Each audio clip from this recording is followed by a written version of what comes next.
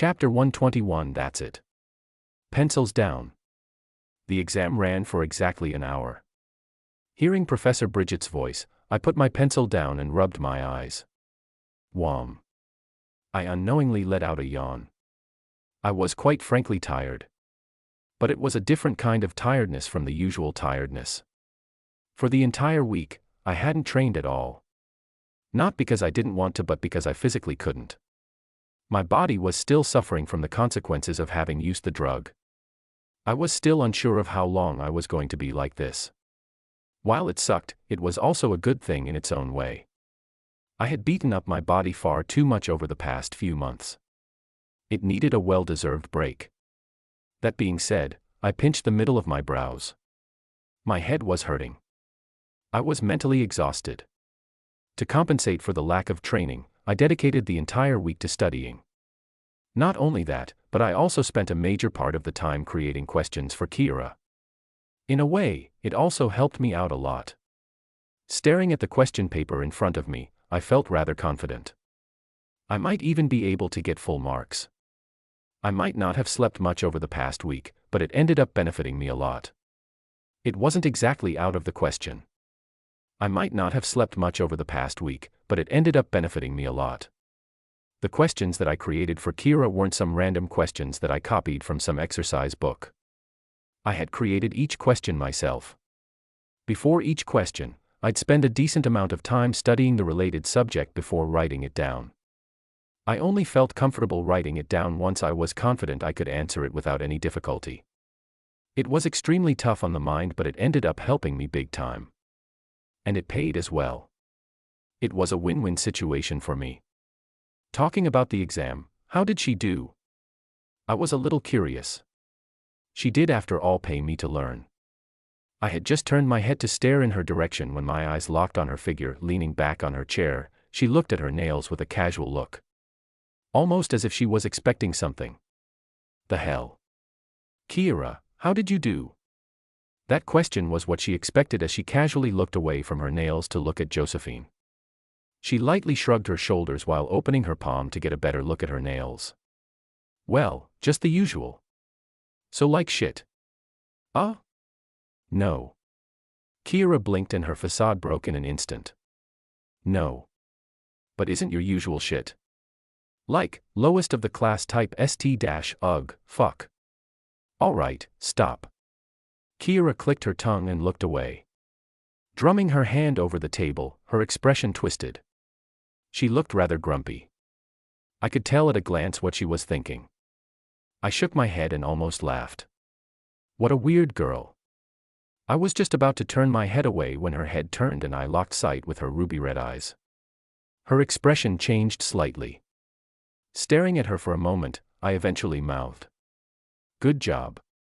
Her brows jumped up slightly and her head turned.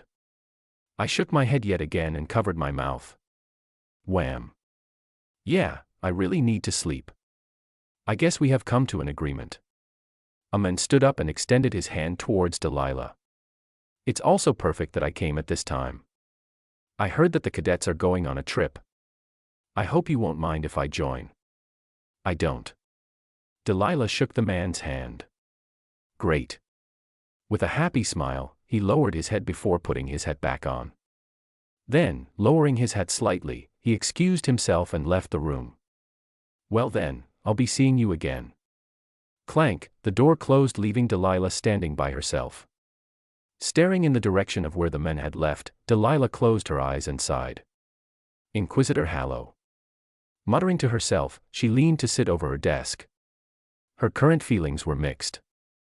Inquisitor Hallow was a man of reputation. He was amongst the best inquisitors within the Empire. In a sense, he was an ally. His nickname was the Hound. So long as he had a target, he'd find it no matter what. It wasn't just that, he was also extremely well versed in finding clues and leads. He was that type of person. But there was one problem. He works for Central. That meant that he was directly under her father's orders. Delilah didn't feel comfortable knowing that. Especially since she wasn't sure about his motives. Was he here to monitor her, or was he here to carry on with his investigation? Delilah pinched her brows. Her head was starting to ache. However, she soon calmed down. Right, he's going on the trip. The one that the first-year cadets were meant to go to. In that case, at least for now, she didn't need to worry about him monitoring her actions. Rather, perhaps she was overthinking and he had indeed come on his own terms. It might be that. She couldn't guarantee it, but at the very least, for now, she didn't have to worry about him. Turning around, she reached for her drawer. She needed something sweet at the moment. Something to take her mind off of the matter. But opening her drawer, all she saw were wrappers. Ah. Blinking, she slumped over her chair and blankly stared at the ceiling. What is life? The next day, 11:30 a.m. on a Tuesday. I arrived at the entrance of the academy. I was among the last to come as most of the cadets were already present. They all appeared excited about the upcoming trip. Me. Not so much. Just get it over with. The damn quest. I had been waiting for it for an entire week, and yet, it had still yet to come. Ha. It was tiring. Everyone give me a second of your attention. I'd like to introduce you to someone. Professor Bridget was the one in charge of escorting us towards the location. Standing next to her was a man with black hair and hazel eyes. He appeared somewhat haggard with stubbles around his chin. His hair also appeared to be in a mess, but other than that his appearance was clean. You may address him as Professor Hollow. He will accompany us on the trip. It was a rather short introduction. One that the cadets forgot shortly after, as Professor Bridget went on to say, once we arrive at the city, you can take some time off for yourselves. But before that, you will be paired up in groups of 2. The groups will be random. Professor Bridget flashed a small box. Please line up in a single line. Asterisk Elner. Coming out of the portal, the first thing that hit me was the fresh air. The first breath felt almost overwhelming. Then, it was the scenery that took my breath away. Wow, large, towering mountains framed the horizon as a town appeared in my sight, enclosed by thick walls. With just one glance, I was impressed by the sight before me. It looked like a scene straight from a fantasy book. I wanted to get a better look at it from up close. Brrr, it's cold. Stepping out beside me, Josephine held onto her shoulders. This. Why did no one tell me it was going to be this cold? Fucking idiot. It literally said in the announcement. Oh, yeah. Then why are you in short sleeves? I can take it. Kiera tried to maintain a poker face, but she was miserably failing as her lips started to tremble. Coming out from behind them was Aoife, who paused to look at the scene before turning away. Something told me she wasn't even surprised by what she was seeing. Why is she carrying so many books with her? In her hand were several books. Was she planning on studying, but exams were over? Whatever. None of my business. Taking my eyes away from them, I looked to my right where a figure stood.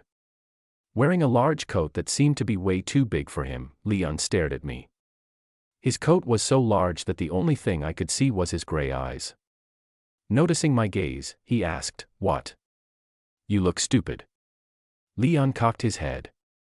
It said it was going to be cold. And so I came prepared. Too prepared. It wasn't as though we couldn't use the mana inside of our body to heat ourselves up. At the same time, our bodies were also a lot more resistant to the cold. He was simply being extra. Everyone, please look over here.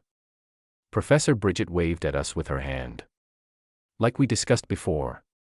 You can take your time to explore the city. However, you must make sure that you stay with your partner. Don't separate. My partner was Leon. I was fine with such a pairing. He was the one person I was the most comfortable being with. Not only because he knew my secret, but also because I didn't necessarily have to pretend to be someone else with him. It's still early in the morning. Let's meet up for dinner, which will be at around 8 p.m.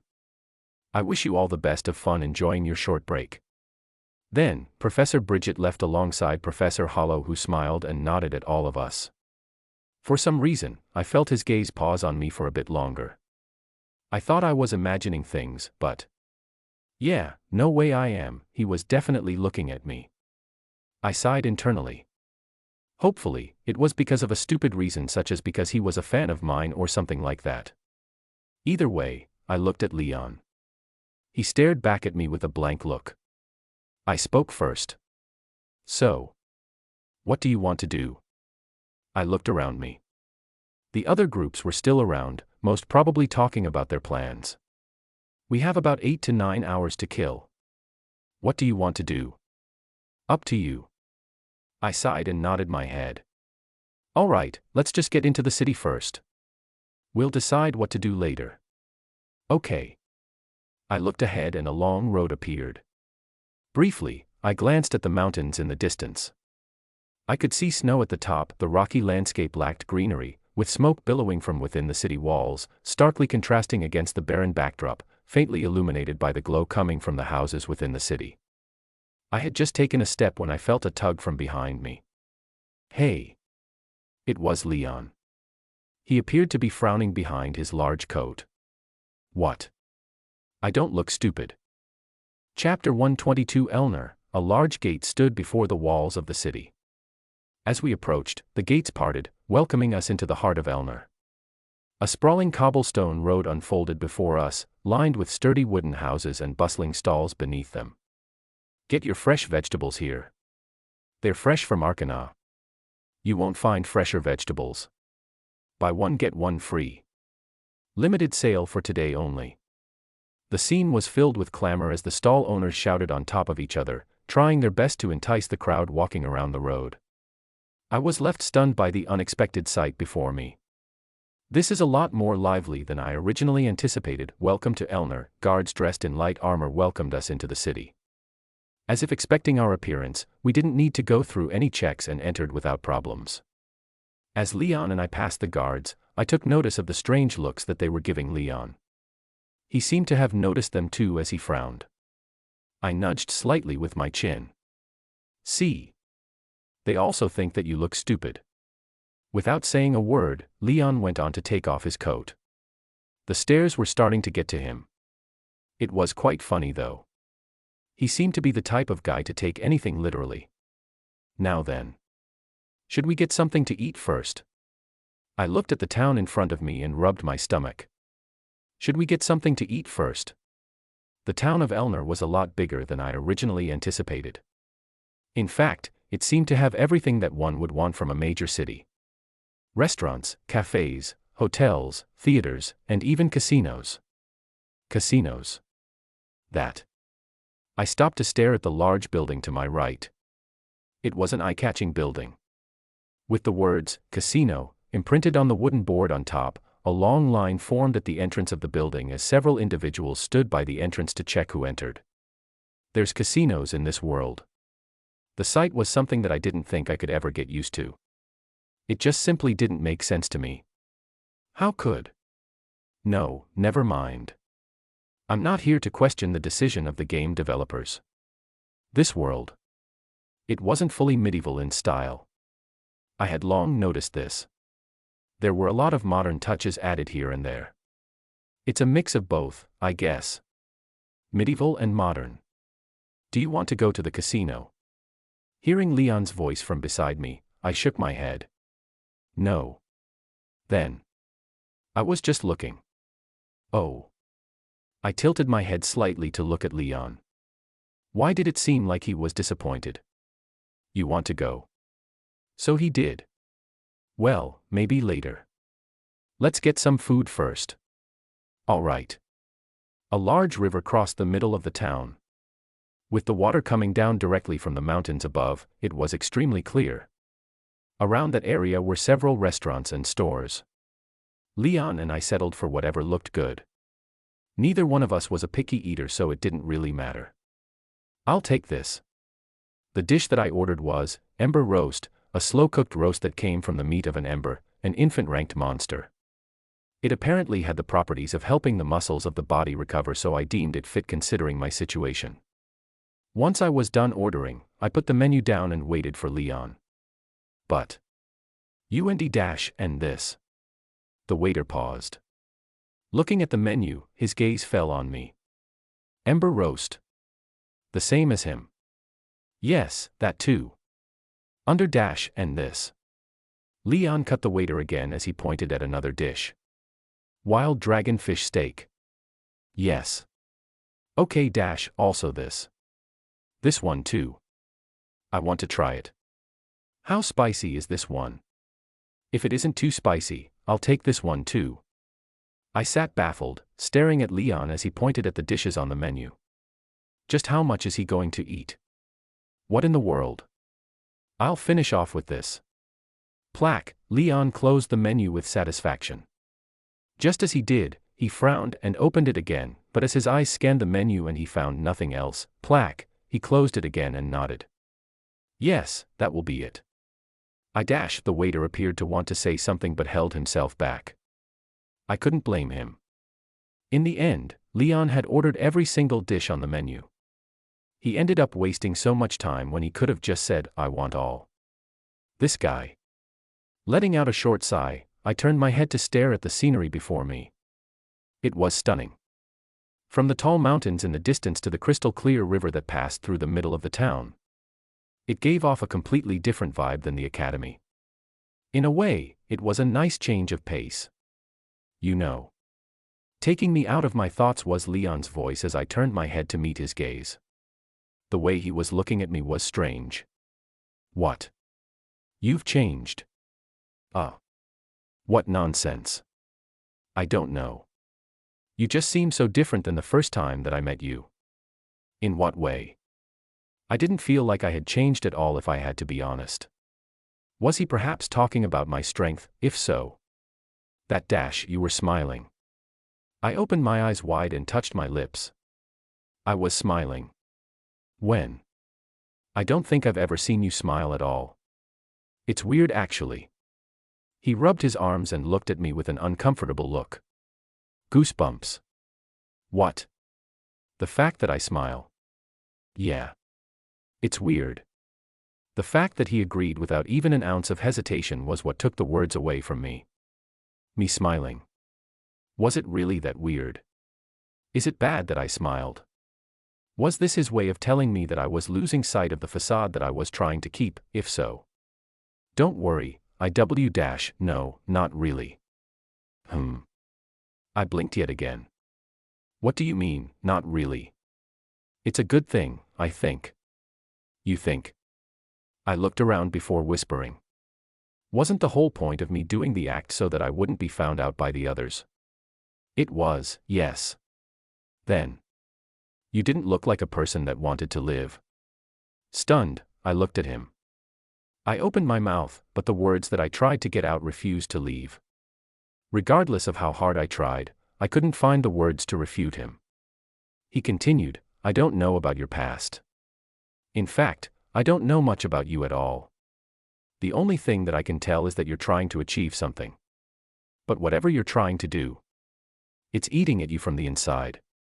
Or at least, used to. Leon paused to look back. The waiter was coming with several dishes and a nice smell wafted through the air. Wiping the corner of his mouth, he turned to look at me slightly. It doesn't look like you want to die anymore. At the same time, in a different part of the town, we have a situation. Kira stared at Josephine with a serious look.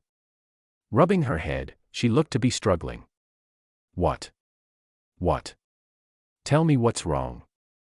Well, Kira eventually shook her head. No, never mind. It's nothing.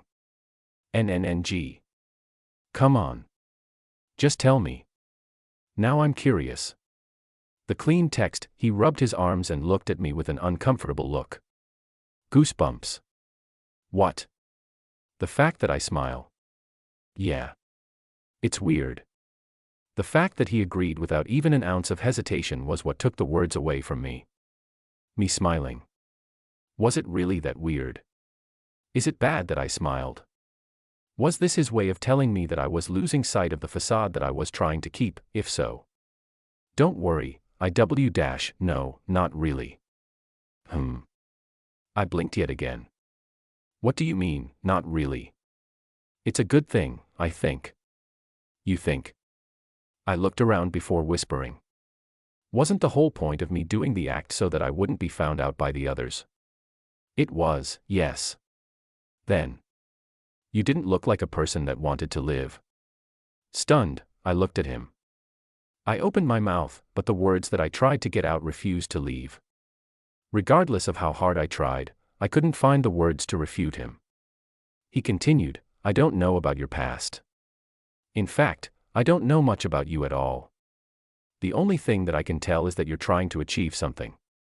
But whatever you're trying to do, it's eating at you from the inside. Or at least, used to. You seem more at peace lately. I don't know why. It's just that. Leon paused to look back. The waiter was coming with several dishes and a nice smell wafted through the air. Wiping the corner of, I'm telling you, it's nothing. No, just tell me.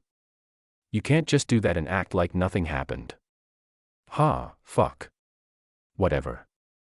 You're so fucking annoying. Glaring at Josephine, Kira whispered something in her ear. Ah.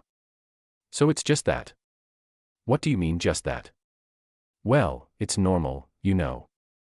Ah geez, I thought it was something serious. Oi bitch, it is serious. Yeah, whatever. Go to the bathroom. I'll wait for you here. Are you for real?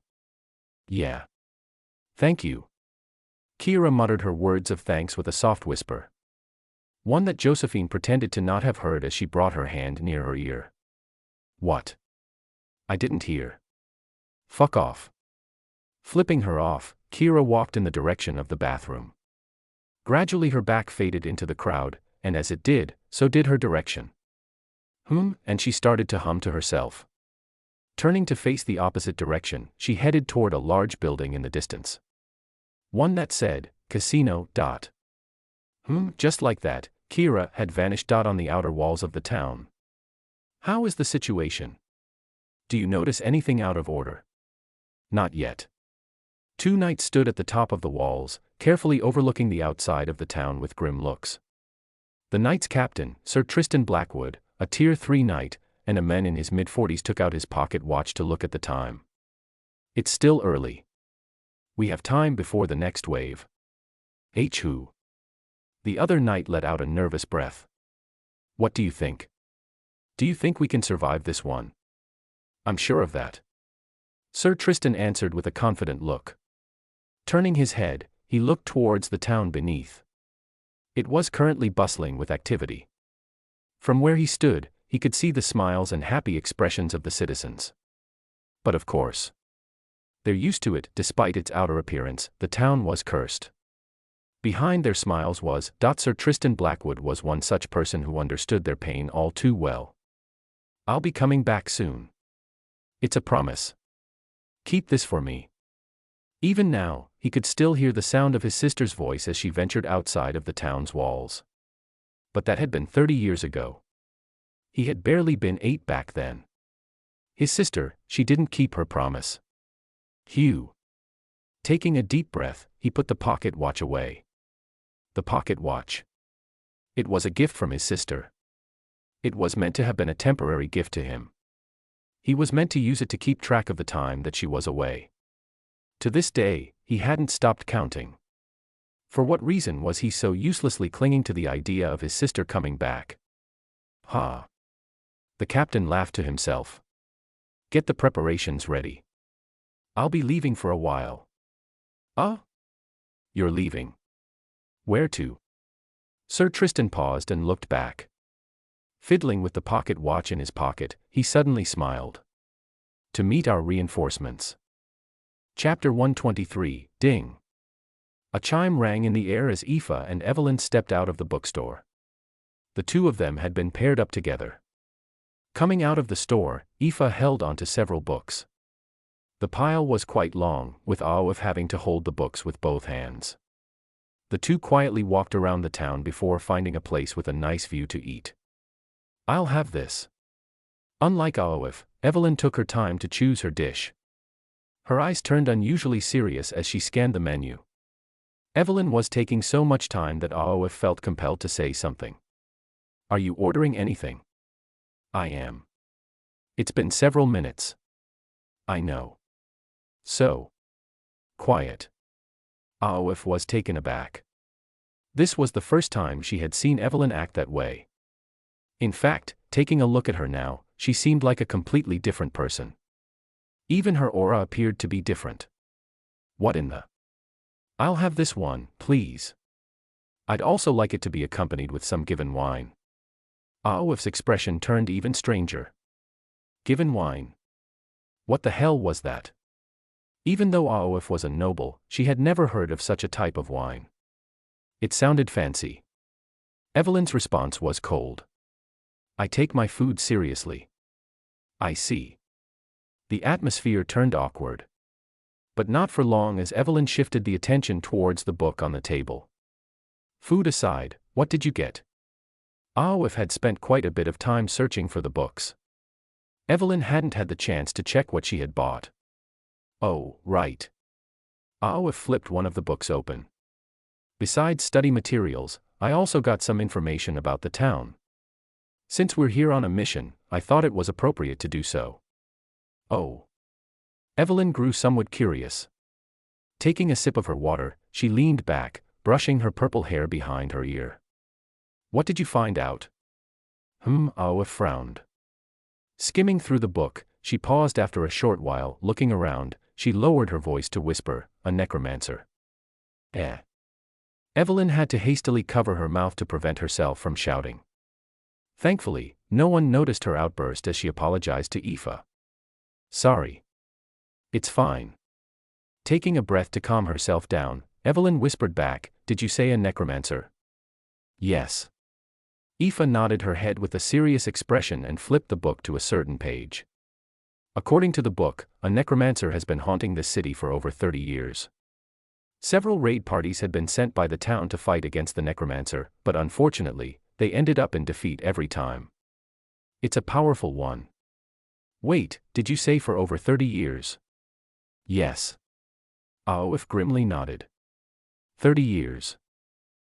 Evelyn stayed quiet for a short moment to digest the information. Then, once she did, she asked, and they've never asked for help? No. Aoif shook her head. Despite being from the Migrail family, this was the first time she had heard of such a case. This either meant that the Migrail family ignored the situation, or the town had never asked for help from outsiders. Aoif was leaning more towards the latter. Especially since the Empire took rogue necromancers extremely seriously. Belonging to the curse category, these beings possessed the ability to revive the dead and control them as puppets. While individually not powerful, their power lay in their ability to amass an army of these puppets, rendering them a significant threat. Especially if they were given a lot of time to grow. What is this? Evelyn rubbed her forehead in shock. As a noble, she understood well just how powerful a necromancer was. For the town to not have reported such a dangerous entity for so long. How strong is it now? I don't know. Aoif shook her head and closed the book. However, if the Academy sent us, it means that we can handle it. You think? If the situation was serious, then her family would have already sent someone by now. That's a relief. Evelyn patted her chest in relief. Just then, her eyes paused on one of the other books on the table, and her expression scrunched up slightly. Raising her head, she looked at Aoife weirdly. Why do you have that? What? Evelyn pointed at the book in question. That. Ah. Aoife covered the book with her hand. I wanted to cross-reference some things. I have a similar book in English, so I wanted to use it as a reference for when I'm learning. Oh. Evelyn wasn't sure whether to believe her or not. How is that supposed to help? Don't tell me you actually know. Ray no. In the end, Evelyn stopped caring. There was something else that was more important. Their food was here. Here you go. Enjoy. Immediately, a nice smell wafted through the air, and Evelyn smacked her lips. Aroma. 9 out of 10. It's pleasing to the nose and isn't overbearing. It cuddles you like a warm blanket in winter. Picking up the fork, Evelyn was just about to dig into her food when she paused. Who? Not far from where they were, she spotted 2 figures. The 2 were walking together without saying a thing. It was an odd sight. As if noticing her reaction, Aoife turned her head. What? Ah. The moment her head turned, and she took notice of the two, it was almost as if she was avoiding them. Wait, what? Confused, Evelyn looked at Aoife. However, before she could get any words out, a shadow cast over the area they were in. It was none other than Leon. Leon. Hello. Looking behind him, Evelyn noticed that Julian was there as well. Looking at the river, he appeared to be lost in his own thoughts. It was a weird sight. Turning her head, Aoife confronted Leon. What are you doing here? I was wondering if you found anything. Squinting her eyes, Aoife's head briefly looked back and then she sighed. Opening one of the books, she started to recount everything that she had told Evelyn. It took no longer than 10 minutes, and by the time she was done, Leon was staring back at her with a frown. A necromancer? Yes. That's troublesome. Especially since we don't know how strong it is. However, judging from the initial scouts by the academy, it doesn't seem like something we can't handle. That's Leon paused halfway through his sentence as his gaze fell on a certain book on the table. In a flash, his head flicked back to Julian and then to the book. His unusual actions attracted the curious looks of the girls. What's wrong with you? Is this book? Leon pointed at it while lowering his voice. Why do you have this? His gray eyes stared deeply into Aoife's. He almost seemed shaken. Didn't I tell you it's cursed? When? I just bought this. Hey, what are you doing? Splash, Aoife's eyes widened. By now, everyone's attention was on Leon, who seemed like a totally different person. What the hell was that for? Leon didn't appear all that bothered by Aoife's anger. Rather, he seemed relieved. But not for long. Especially when he noticed Julian's gaze directed toward the crystal-clear water. His eyes seemed to be fixed on the cover of the book. Oh, no. And for the first time in Evelyn's life, she witnessed Leon's expression crumble. Time passed. It was now time for dinner. The day had passed in a flash, and before I knew it, we had to return to the rendezvous point, which was located in the hotel we were staying in. It was a large building that stood out just as much as the casino. The walls were adorned with paintings depicting all sorts of images, while rich wooden accents, from polished oak furniture to finely carved beams, added warmth to the ambience. It's a pity that we weren't able to go to the casino. Leon nodded in agreement as we entered the building. After the meeting with Aoife, we spent the better second half of our day looking into the situation. If I had one word to describe it, then it'd be grim. The situation was grim. While the place looked joyful and happy on the outside, it was merely an outer facade. A facade that they had created just for us. Ach. She's not here too. A sudden shout snapped me out of my thoughts. Looking towards where the sound came from, I noticed a haggard-looking Josephine by the entrance of the hotel. With sweat dripping down the corner of her face, she frantically looked around. Oh, no. Oh, no. Leon and I exchanged glances as we both grew serious. Don't tell me. What's going on? Aoife was the first one to step up. She too appeared equally serious. Probably, she also realized what we had found. And the fact that the professors weren't here yet added to the tension. Did something happen? It's Kira. What about her? She went missing. I've been looking for her the entire day. She was meant to have gone to the bathroom, but she never came back. Oh no. What if it's Kira? Everyone's expressions changed the moment they looked in the same direction she was looking at. What's going? That's. Everyone's expressions changed the moment they looked in the same direction she was looking at. What's going? That's. Everyone's expressions changed the moment they looked in the same direction she was looking at. What's going? That's. Everyone's expressions changed the moment they looked in the same direction she was looking at. What's going? That's. Everyone's expressions changed the moment they looked in the same direction she was looking at. What's going? Ah. That's. Everyone's expressions changed the moment they looked in the same direction she was looking at. What's going? Ah. That's. Everyone's expressions changed the moment they looked in the same direction she was looking at. What's going? Ah. That's. Everyone's expressions changed the moment they looked in the same direction she was looking at. What's going? Ah. That's. Everyone's expressions changed the moment they looked in the same direction she was looking at. What's going?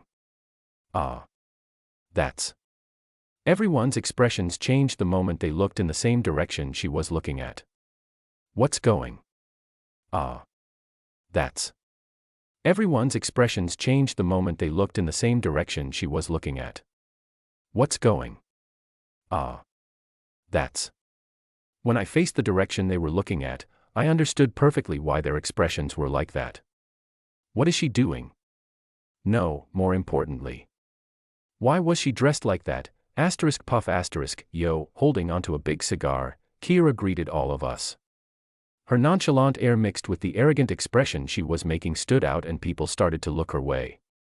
It wasn't just her expression that stood out. Where did you get that? But the huge fur jacket that she was wearing as well. With black stripes across and the fact that it draped all the way down to her legs, she stood out amongst the crowd. Coupled with a pair of sunglasses and a cigar, she looked like a pimp. Oh. You mean this? Kira pinched and pulled on the coat. Puff and took a drag of her cigar. Smoke lingered around her face for a couple of seconds. Nothing much. Just gambling and shit, gambling. Josephine's eyes widened. Wait, what? You went gambling? I stared at the scene speechlessly. Kira nodded while putting her hand in her pocket. No, for real. I went in there with all my money and... She scratched the side of her face. I lost everything. But... She raised her finger. As if trying to justify that she had gambled all her money away. I still managed to win myself this nice jacket. Made from real Belstron skin. Fucking awesome, right? Kiki. Plus, I also got a free box of cigars. They're of good quality. Want to try one? Josephine opened her mouth, but the word just refused to leave her. Misunderstanding her actions, Kira stuffed a cigar in her mouth. Yucca. There you go. And lit it up with her finger. Now take a big puff. Cough. Cough. Ach. Why do my eyes burn? Kaka. Slapping her thigh, Kira bent over and started to laugh. Did you see the face you made? Ach. From that point forward, everyone lost interest in what was happening. It was just the normal stuff. That was until... Yei, the large blaring sound of a horn echoed throughout the entire town. Chapter 124, The First Wave, What's Going On? What's happening? What is this sound? The blaring sound of the horn echoed throughout the air. It was loud, and as if a spell had been cast on the entire town, the atmosphere drastically changed. It suddenly became extremely tense. Cla, the lights went out everywhere, and the shops closed, leaving everything deserted in an instant. Just as we were wondering about what was going on, Professor Bridget entered the reception with Professor Hollow behind her. As compared to her, who had a grim expression, he seemed more relaxed. Everyone, please calm down. There's no need to be tense. Her calm voice seemed to have an effect on the cadets, gradually easing the previous spreading panic. I will let you know more of what's going on later. For now, please follow me. I would like for you to see what is happening for yourself. Professor Bridget left shortly after that. We followed her from behind. Tack. Tack. Tack. The only sound echoing within the town was the sound of our footsteps as we walked across the now deserted streets. It was a strange sight. Especially considering how different it was from the day. Wow, fuck. Even Kira appeared to be creeped out as she rubbed her chin against her fur jacket. On the other hand, Leon walked beside me with the same look he always wore. Glancing at him, I couldn't tell whether he was concerned or not. but it didn't matter. Soon, we approached the city walls. Over 100 guards greeted us near the stairs that led to the top, with a tall man in his 40s taking the lead. "You are here." He almost seemed relieved by our appearance as his stiff face relaxed, slightly. I took a moment to take a good look at him. He wore light armor, and with blonde hair and blue eyes, he looked no different than a noble. With that said, despite his appearance, I couldn't associate him with a noble. There was something about his demeanor that was vastly different than that of a noble. He was more wild, or better said, rough. "Let me have a moment of your time." Even his voice was rough, with his tone sounding rather deep. Clearing his throat, his sharp blue eyes scanned us. "I've been told that you are the cream of the crop of our empire." He started off with a very obvious statement. "My name is Tristan Blackwood. I'm a Tier 3 knight and a proud citizen of Elner." Pausing, his blue eyes paused on several of us. I thought he was going to give us a stern lecture about us being young and reckless and all that, but I was wrong. "I understand that you look young, but I won't judge you for it. In fact, I am proud to know that our empire has young people like you in our midst." Rather, he started off by complimenting us. As his eyes scanned us, his expression turned extremely grim. "With that being said, this will be no easy mission. In fact, I don't even know if I will be able to guarantee you your life. We have lost far too many people already. It's because of our stubbornness that the situation reached this level. And for that, I am truly sorry." Bowing his head, he earnestly apologized. No one said a thing. I didn't as well. Especially when I noticed the expressions of the other knights behind him. We have suffered far too many losses to count. Everyone here, be it me, or the knights that you see behind you. We have all lost someone dear to us. And all of it is our fault. They appeared to be pained. Some were even shaking. For Growl, just then, a loud growl echoed in the far distance, and the faces of the knights changed drastically. The same was true for the captain, who hastily turned his head. "Oh, no." Without saying another word, he rushed up the stairs of the walls. "Follow procedures quickly. Close the gates." The horn sounded again, and the city gates began to close. Despite the suddenness of the situation, everything proceeded in an orderly manner, with all the knights following orders without a single problem. As I looked around, Professor Hollow's voice reached my ears. "Cadets, make your way up." Captain's orders. Looking up, the professor beckoned us with his hand. Exchanging glances with Leon for a brief moment, we climbed up the stairs of the wall. The walls stood about 8 meters high and were constructed from solid stone. As I ascended to the top, the first thing that caught my eye was the large ballistæ stationed there. With arrows stretching over several meters and pointed metal heads, they looked extremely intimidating. But that wasn't what caught my attention. Holy crap, I stared off into the horizon. A large cluster of... What in the world is that? Humans? Skeletons? No. It was hard to describe. However, the only thing I could think of at the moment was zombies. A large cluster of zombies. Having overheard my mutter, Leon looked at me with a questionable look. Zombies. Yeah, zombies. What is that? Right. Realization hit me not long after. This wasn't a term used in this world. I pointed at the monsters in the distance. Well, whatever that is. Their movements were slow, with some of them wearing armor resembling that of the guards at the top. Staring at the numerous such creatures, I shuddered slightly. The scene looked straight out of a horror movie.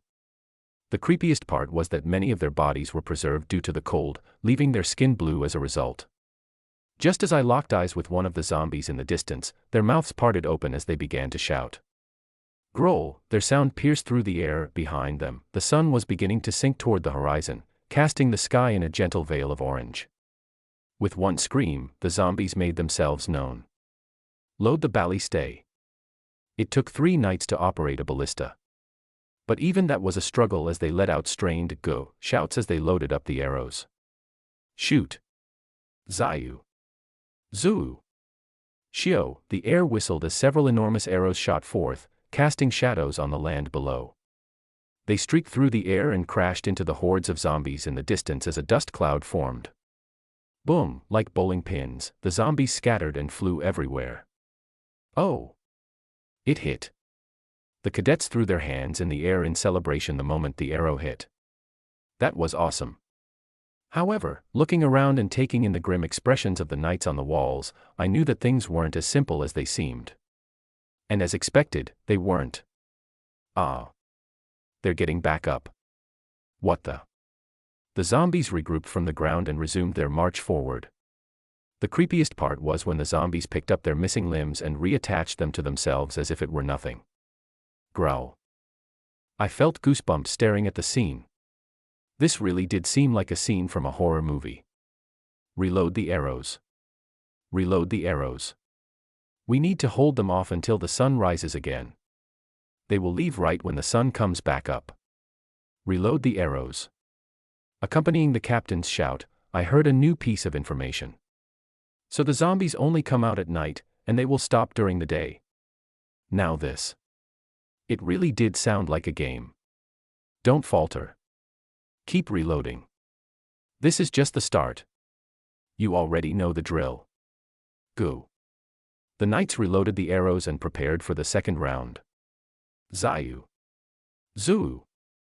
Shio, a similar scene from before occurred. Enormous arrows shot forth from the ballistæ, hurtling toward the large horde in the distance. Each arrow streaked through the air at incredible speeds before colliding directly with the horde. But even so. Again. None. Again. Of the arrows. Again. Did a thing. Again. Zuu, with each arrow shot, the knights grew increasingly fatigued. I could vividly observe this from where I stood. Sweat dripped down their faces, and their hands shook as they carried each arrow to the ballistæ. It was a tragic scene. However, as if they were on some sort of drug, they continued to load the ballistæ without letting out a single complaint. Thump, even as some of them fell over due to tiredness. Quickly replace him. Go. Go. Go. It was a grim scene. One that made me realize just how gruesome each day had been for them. So they've been doing this every single day for 30 years. It made one wonder just why people still chose to remain in this town. It wasn't as if the citizens couldn't run away. It was possible. So, what is keeping them from leaving? Sir Captain, let us do something. At this rate, the soldiers won't be able to last much longer. Is there a better way of doing this? Do they not have any weakness? Snapping out of my thoughts, I turned to look to my right. A small circle had formed around the captain, who had to halt his commands to look back at them. It appeared as though some of the cadets could no longer take the scene they were seeing. Let us help. The captain dismissed them with a wave of his hand. Later. Later. Your role will come later. As for weaknesses, they don't have any. They don't. I was the one who said that as Leon turned to look at me. Feeling his gaze, I sliced my neck with my hand. Cutting their necks and stuff. That could work. It worked in the movies. Leon tilted his head and looked at me with a gaze that seemed to say, "Are you stupid?" No, rather, I think he was just about to say that when I stopped him. You still look stupid. He lowered his head with a frown. Most probably, he was thinking about a comeback. I didn't let him. So cutting necks doesn't work. For a game, it sure didn't respect the main rules of zombies. What works then? Killing the one behind all of this. A voice interjected from behind us. When I turned to look, my gaze met with Aoife's. As the wind blew, scattering her red hair all over her face, she went on to say, "So long as the necromancer is alive, the undead will be able to revive infinitely." Looking towards the hordes of zombies, Aoife frowned. And that's the problem. Nobody knows where the necromancer is. It's for that reason that they've been stuck in this stalemate for so long. Ah. It all clicked then. So the problem is finding the necromancer. Yes. From what I've managed to get, they've sent several search parties in hopes of finding it. Unfortunately, none ever came back, and those that did weren't able to find a thing. I see.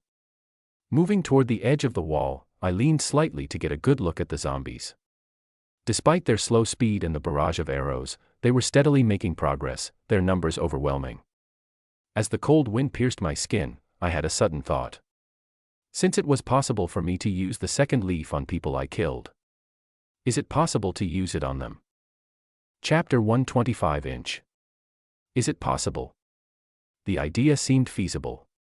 However, I wasn't sure if I could actually do it. What if there was a limit to the second leaf? A limit that prevented me from using it on those who had died for far too long. What then, Shio? Shio, the thunderous echoes of Ballystay firing resonated in the distance as I stood atop the city walls, gazing down at the unfolding spectacle below. The goal of this expedition is to find the necromancer. So far, in the 30 years that the attacks have started, they hadn't been able to find a single thing. Was the necromancer that hard to find? Or was it simply because they were too weak? I turned my attention towards the knight's captain. Reload. Reload. Someone has fainted again. Replace them quickly. Reload. He was barking out orders left and right as he ran around the entire walls. The organization amongst the knights was impeccable. However, looking at their exhausted and haggard expressions, I could tell that they were on their last legs. They were weak. Far too weak. Even the knight captain was weak at only tier 3. He was just about the same strength as us. In fact, I turned my head to look at Leon beside me. This guy is probably stronger than the knight's captain. It was a bit of an odd realization. What? As if noticing my gaze, Leon flinched slightly. He stepped away too. Realization soon dawned on me and I sighed. I'm not going to call you stupid. There was a time and place for such a thing. You won't. Yeah. I calmly nodded to reassure him.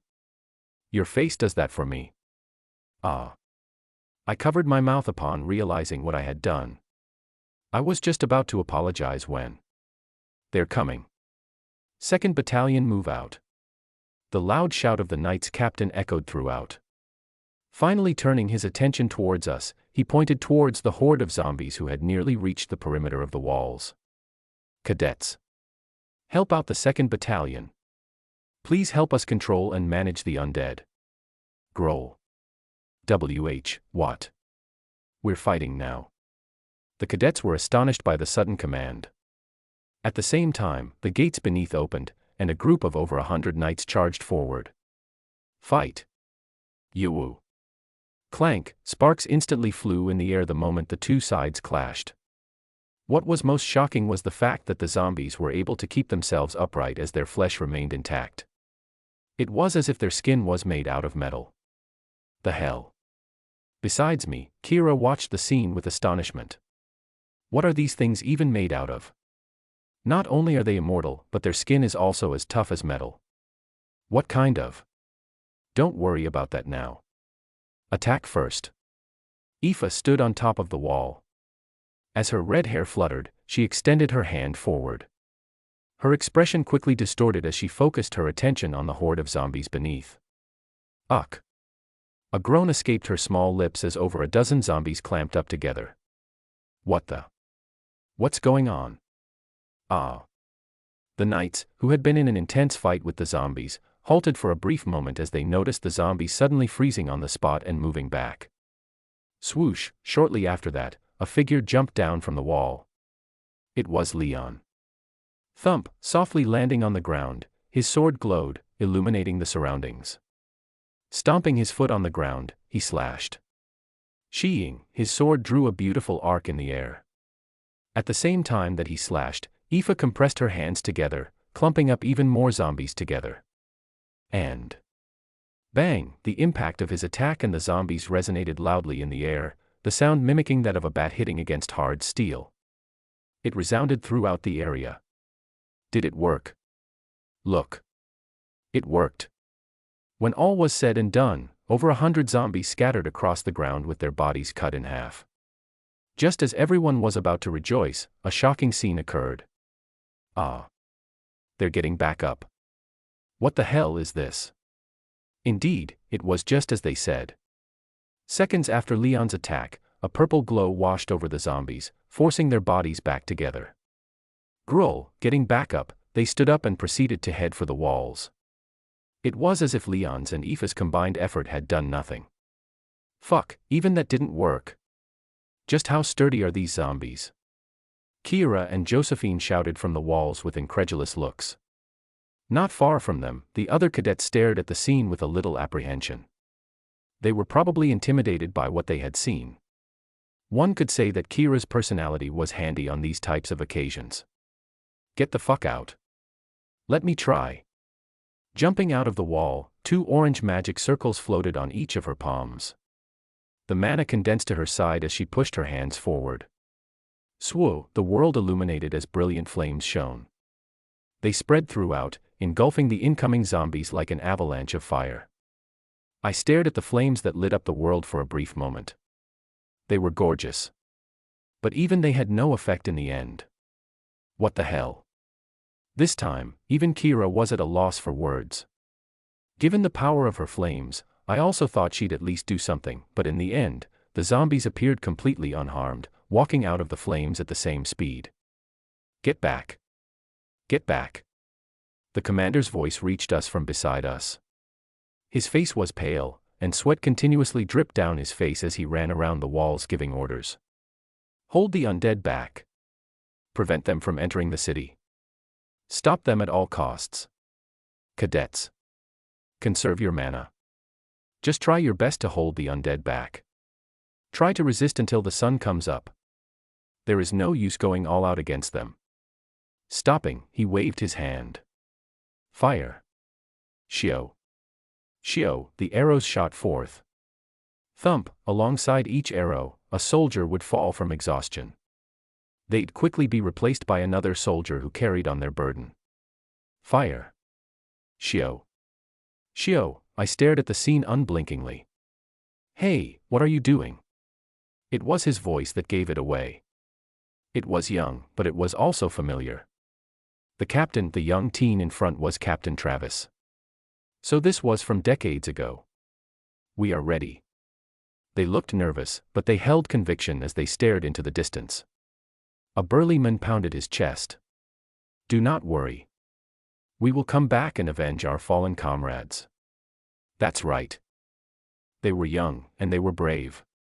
The group of 4 seemed to be just a little bit older than the captain. Travis. Make sure you stay here. We will be back before you know it. With your sister too. You don't need to worry about our safety. We are the best knights in the village. You know of our abilities. The young boy nodded his head. Okay. He appeared to be hopeful. And with such thought, he brought his hand towards his forehead in a salute. His back stood straight. Subjugation Force number 27. I wish you all the best of luck. The 4 saluted back. Subjugation Force number 27 will be departing. Subjugation Force number 27 will be departing. Subjugation Force number 27 will be departing. Subjugation Force number 27 will be departing. The quartet embarked on their journey, striding forward along the road. I trailed behind, content to observe their progress from a distance. Let's do this. Let's avenge our predecessors. With our strength, we will defeat that darned necromancer. They were all smiles along the way. They, who had been stuck in their town for their entire life, were finally on an adventure. Along with the nervousness, was a strange sense of excitement. I watched them laugh. I watched them struggle. I watched them help each other. And I watched them bask in the sceneries that their adventures brought them. Amazing. Wait until we return and tell Travis about our journey. He'll be so jealous. Amidst the struggle was a joy that one couldn't explain, but I felt it all as I followed them from behind. The journey was a long one. I didn't know for how long they had walked. However, the scenes around all made up for it. From waterfalls to rivers to rocky surfaces, it was a breathtaking sight.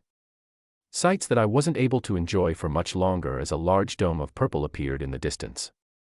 What's this? The necromancer. Within the dome, a veiled figure stood. The moment I laid my eyes on it, I felt a sense of oppression coming from it. Ah. That. But it wasn't the necromancer's appearance that startled the group of four. No, it was Mom. Dad. I see them again. The numerous figures that stood in front of the necromancer. Each one of them, they were a figure that the group was familiar with. LVL1. Anger, EXP plus 0.2%. I felt their anger. LVL2. Sadness, EXP plus 0.4%, but I also felt their sadness. Attack. The group of four charged. Their target was none other than the necromancer. With their weapons drawn, they attacked. Oh. That was the last thing I saw before the world turned black. That was when I understood. Their journey, the one that I had followed from behind, had come to an end. Julian. When I snapped out of it, I found myself in a familiar environment. What are you doing with that thing? Have you lost it? Aoife's voice was still echoing from behind me. Growl. In my grasp, the zombie struggled. I stared at it again.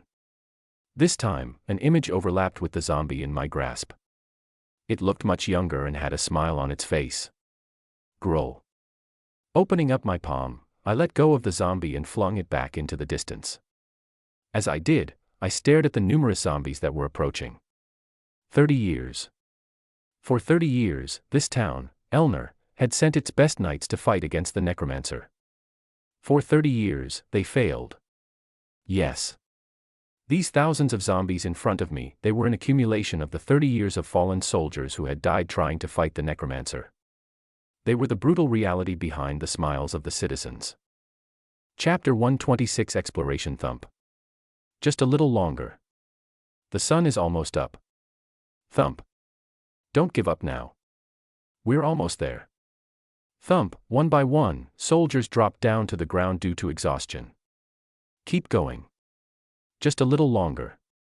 The captain's voice continued to echo throughout. He appeared to be the most tired of them all, but by sheer willpower, he kept himself standing as he continued to bark orders. Clank. Clank. The knights below were also on their last legs, struggling to contain the zombies. Ock.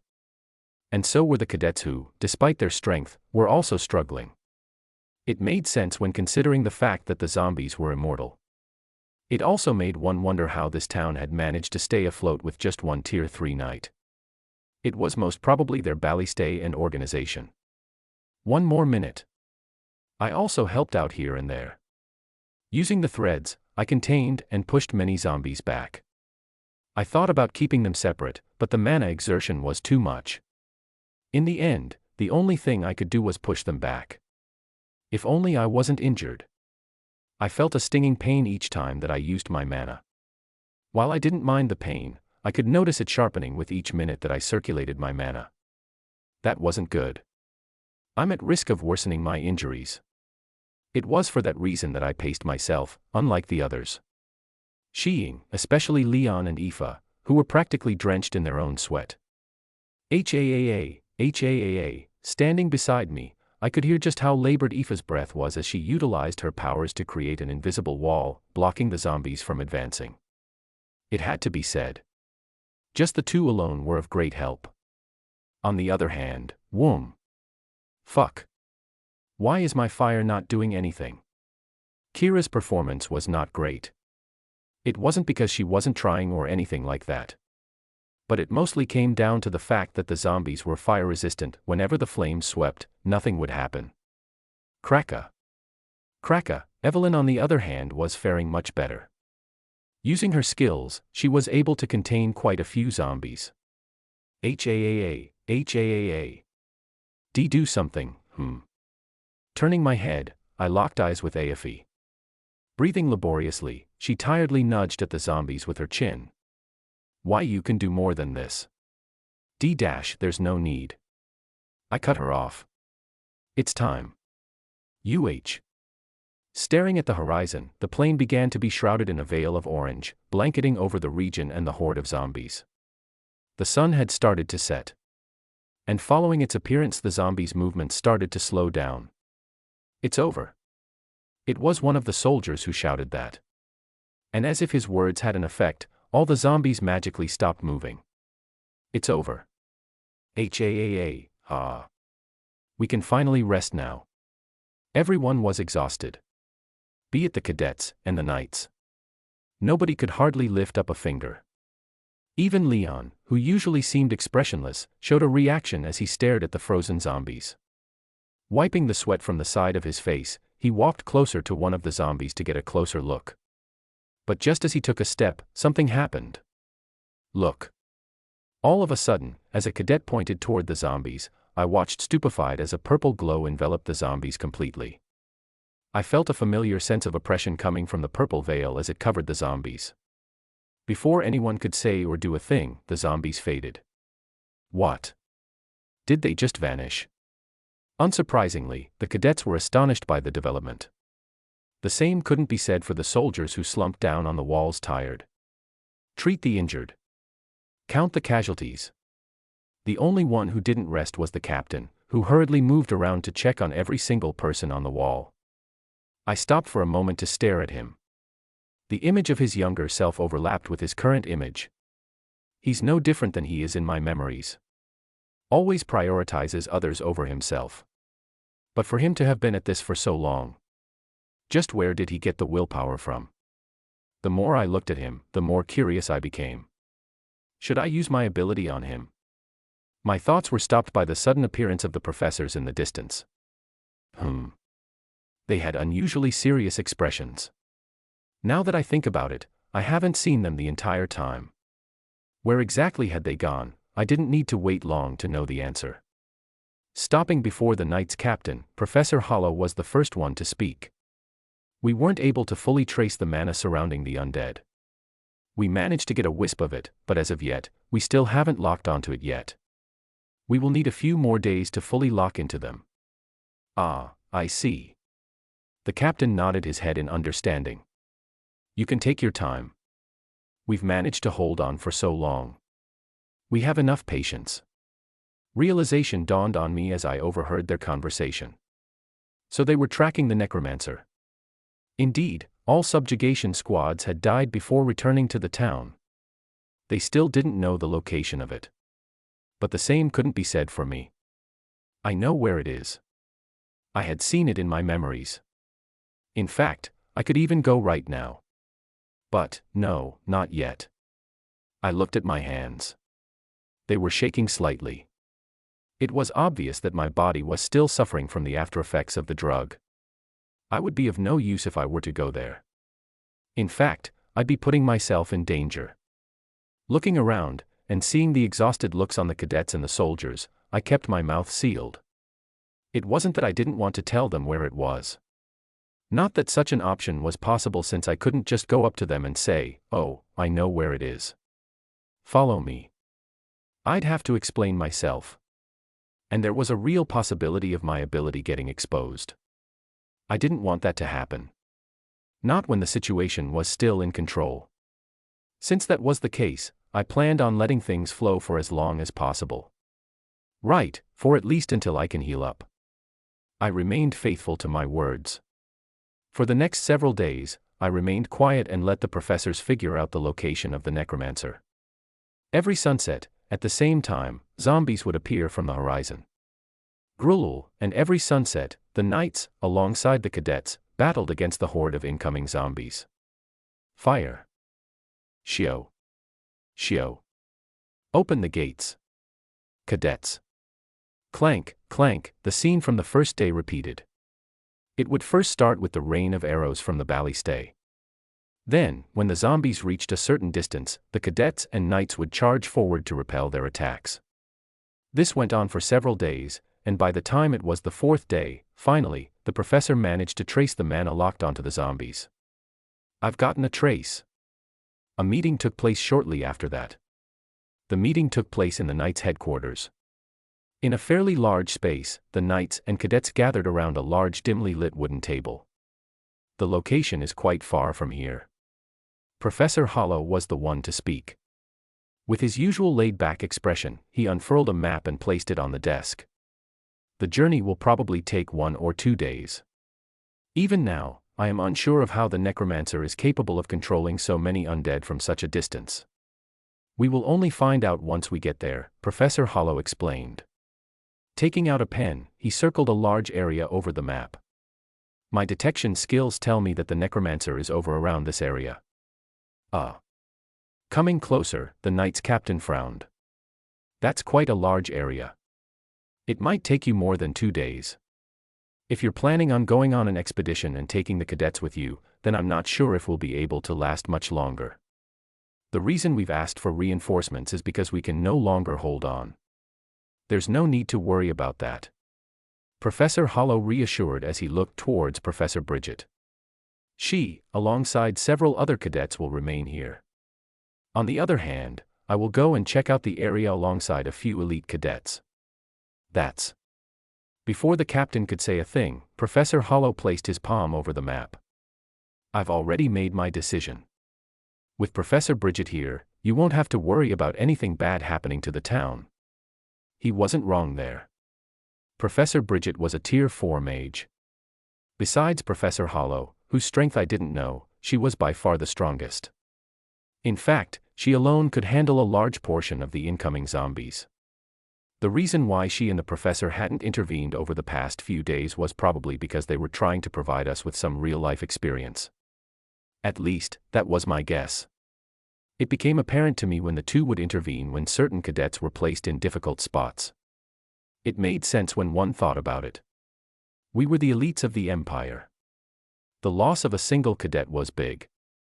Other than that, the two were also busy tracking down the necromancer. Now then.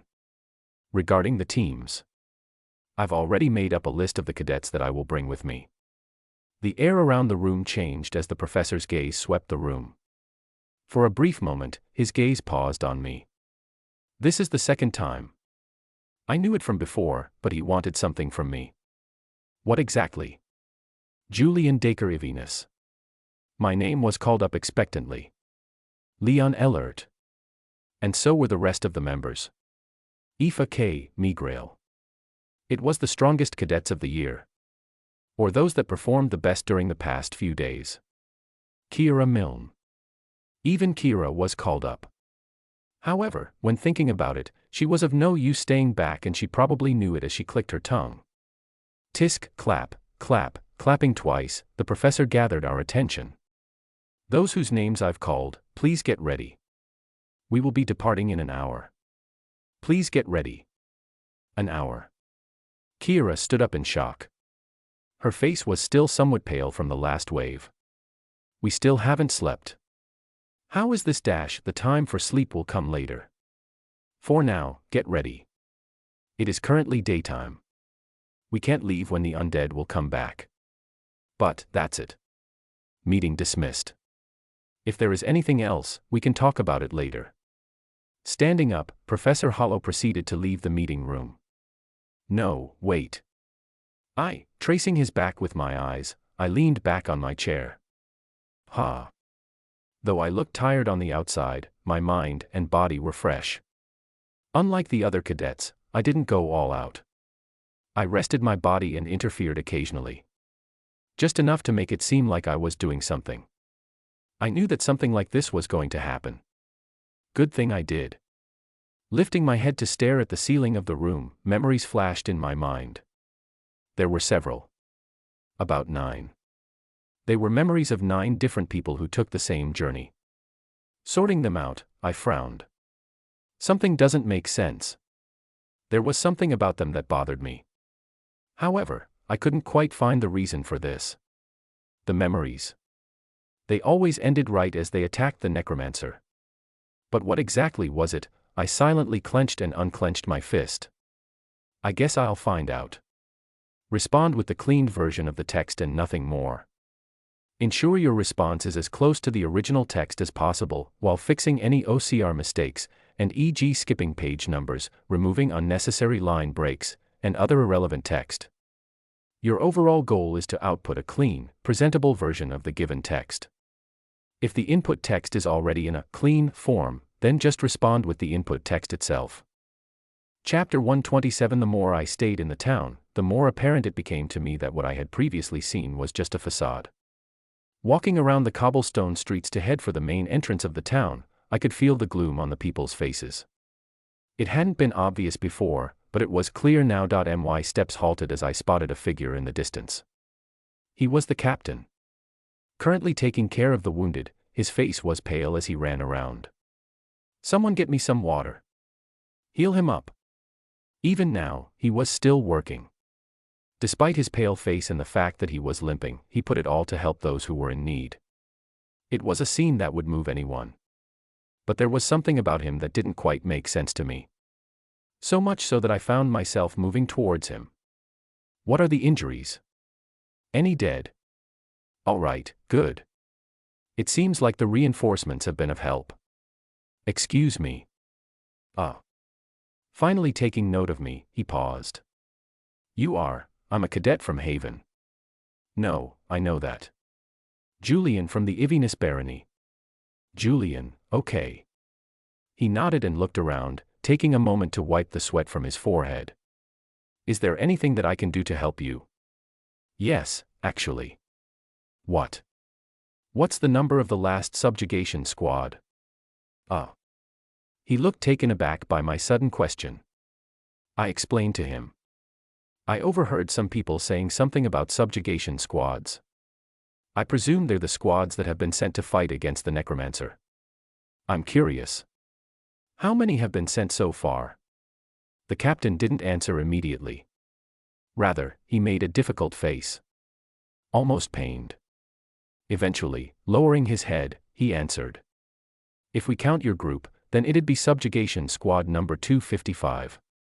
255, I drew a cold breath. Just how many people did they send over? The amount of people that we've sent. I've already lost count." He continued while I remained silent. I could hear the sadness in his voice as he spoke. "Everyone that you see here. They've all lost someone precious.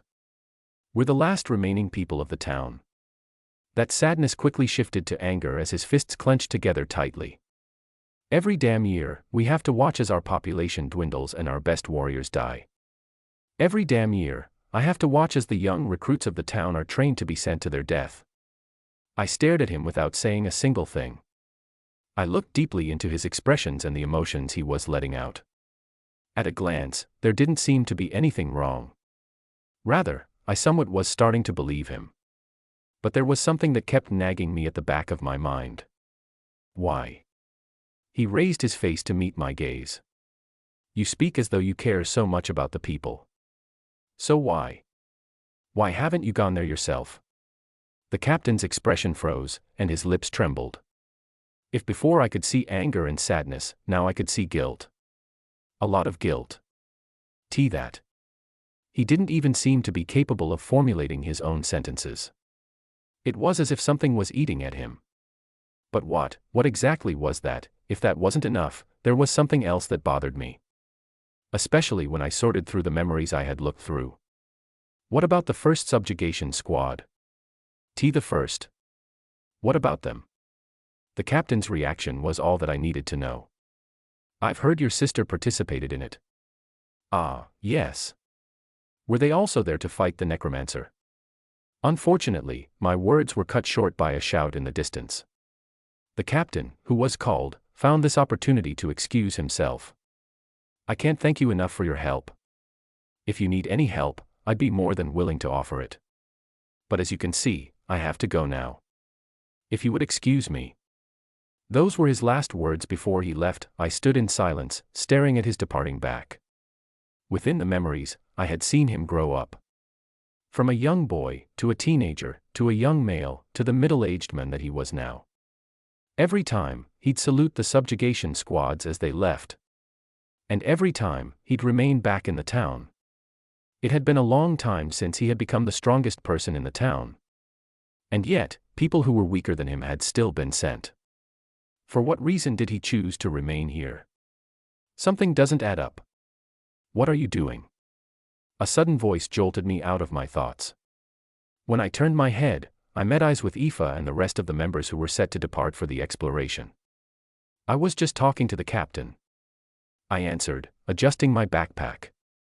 While I still felt that there was something odd about the captain, I didn't have anything to work with. Maybe, I'll find something out when I get closer to the necromancer.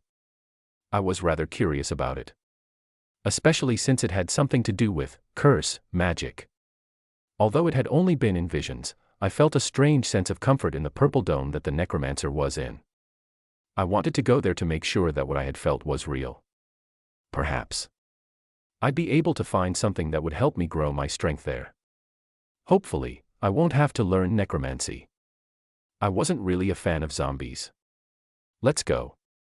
The professor is waiting for us at the entrance. All right. Nodding slightly, I followed the group from behind, walking alongside Leon, who looked at me strangely. Did you find anything? Not quite. Not quite.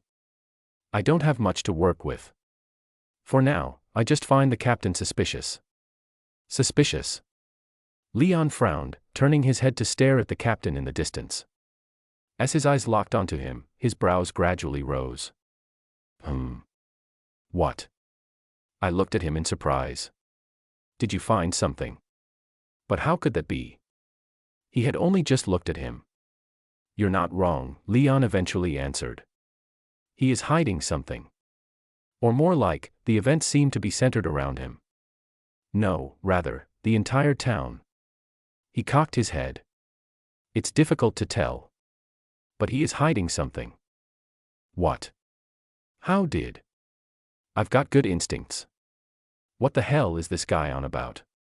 Was this something that main characters were just born with? The worst part was that I couldn't even ask him about it since he probably wouldn't answer. So for that reason, I rubbed my forehead and asked, how confident are you about your instincts? They've never failed me before. I see. I once again turned to look at the captain. So even Leon thinks that there's something off about him and his story. Since he felt like this, chances were that there was indeed something. However, despite knowing that, I decided to leave him alone and follow the group from behind. So far, I still didn't have a lot of information. I couldn't just confront him without reason. More than anything, I was more intrigued by the necromancer. Or the dome that was surrounding it. There was something about it that I felt resonated with me. Is everyone here? As our group arrived at the entrance, greeting us there was Professor Hollow, who rubbed his eyes. With a large backpack behind him, he blinked his eyes and did a short head count. Once he was sure that everyone was present, he turned around to face the town's gates. Since everyone is here, let's prepare to depart. We don't have much time.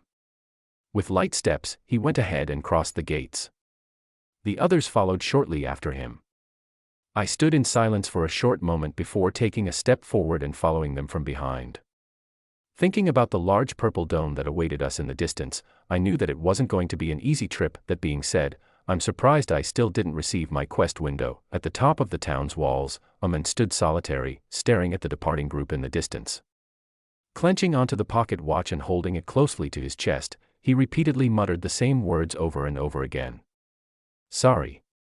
Sorry. Sorry. There was no one aside from him. And it was for this reason that he allowed the tears to stain his cheeks. Drip. Drip. Sorry. I want to go. Sorry. But I have to keep my promise. The man was none other than the knight's captain. Holding onto his pocket watch, he bent over with exhaustion. I promised. And then, mustering every little bit of strength he had left, he brought his hand towards his forehead in a salute. Subjugation Force 255. I wish you all the best of luck. The journey was a quiet one. Besides Josephine and Kira, who would bicker from time to time, and Professor Hollow, who would occasionally talk, nobody said a word as we trudged forward. I preferred for it to be that way. Staring at the familiar environment, I couldn't help but pause on certain occasions. It wasn't that I wanted to pause, but every time I would see a familiar spot, images would flash across my mind. Do you think we'll be able to make it back? The images were followed by their conversations. We will. I'm sure of it. Even if we don't, we should at least try something to help out those that will come in the future. Whoa. I suddenly feel energized. That sleep sure did help. Haha, now that we don't have to constantly fight the undead, we can feel energized again. Let's go.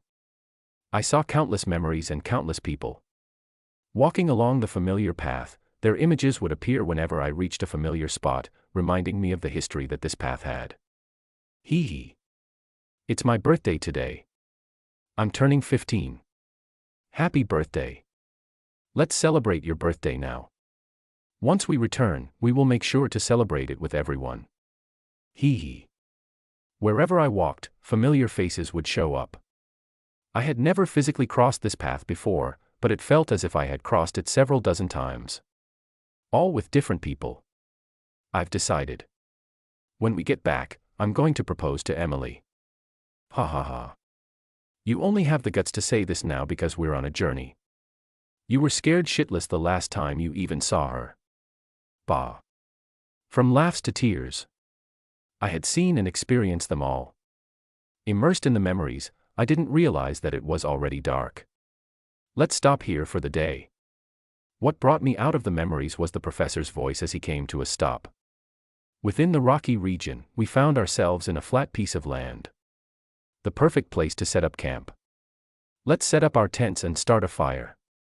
We will resume our journey tomorrow morning. We aren't far from the destination. I turned to look back in the direction of where we came from. They're probably fighting against the horde by now, right? Given the time, it made sense.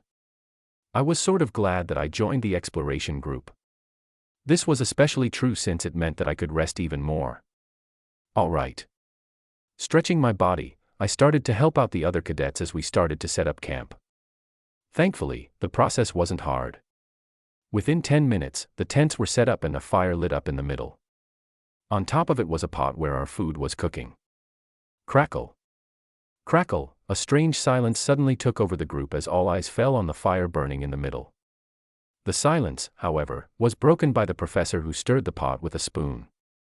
I keep a photo of my wife and my kids in my wallet. Everyone looked up at him as he stared at the fire. I did too. Suddenly, I felt like he was going to speak about himself to break the silence, but I use it as a reminder as to why I never have money. No. No one. And here I was trying to liven up the mood. Stirring the pot, Professor Hollow muttered, "Tough crowd." The previous silence that took over the group returned. This time, it felt strangely tense as the expressions of all the cadets turned weird. This was especially so for Leon, who looked at me. His face. It looked extremely strained. Amidst the silence that took over the camp, I found myself covering my mouth. As all eyes fell on me, my chest trembled.